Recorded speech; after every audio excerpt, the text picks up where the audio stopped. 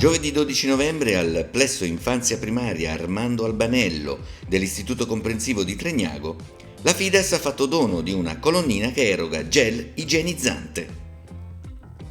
A consegnare la colonnina è stato il presidente della Fides Verona sezione di Selva di Progno, Cosimo Russo, con Monica Perlati, alla presenza del sindaco di Selva, Marco Capelletti. L'utilizzo della colonnina è stato spiegato ai rappresentanti del corpo docente e del personale ATA del Plesso.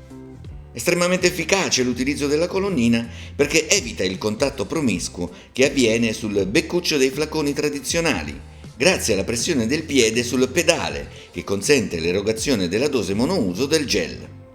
La donazione è stata molto gradita dai presenti, a testimonianza che le buone pratiche servono a coltivare il senso civico ed il perseguimento del bene comune.